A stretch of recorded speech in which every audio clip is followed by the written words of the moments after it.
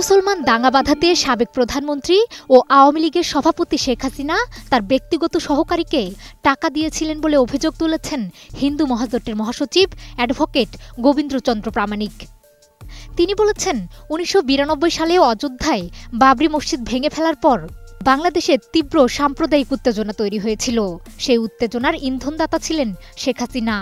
তিনি তার ব্যক্তিগত সহকারী মতিউর রহমান রেন্টুকে দেশে হিন্দু মুসলমান দাঙ্গা বাঁধাতে নির্দেশ দেন, যা মতিউর রহমান রেন্টু আমার ফাঁসি চাই বইয়ে উল্লেখ করেছেন।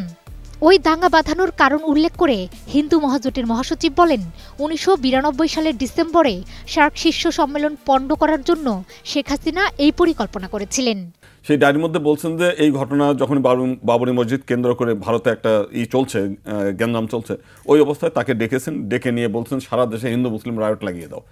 উনি বলছেন, কেন এটা করবো, হিন্দুরা তো আমাদের রিজার্ভ ভোটার, আমরা তো এটা করতে পারি না। তো এইটি নিয়ে বলছে, আরে বোকা, সার্ক সম্মেলন পণ্ড করতে হবে না। 2 দিন পরে সার্ক সম্মেলন, ভারতের প্রাইম মিনিস্টার নরসিংহ রাও এখনও আসেনি।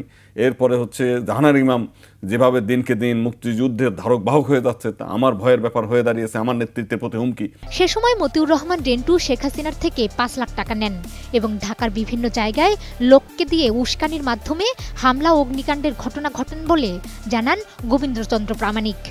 শুধু ওই ঘটনাই নয়, প্রত্যেকটি সংখ্যালঘুদের হামলার ঘটনার সঙ্গে আওয়ামী লীগ জড়িত উল্লেখ করে তিনি বলেন, মাইনরিটিদের ঘাড়ে চেপে আওয়ামী লীগ বারবার ক্ষমতায় থাকতে চেয়েছে। বর্তমানে যেসব ঘটনা ঘটছে তাও আওয়ামী লীগ করছে উল্লেখ করে তিনি বলেন, জামায়াত ইসলামী, বিএনপি, ইসলামী আন্দোলন না থাকলে সারা দেশের বেশিরভাগ মন্দিরে আগুন ধরত বলেও মনে করেন তিনি।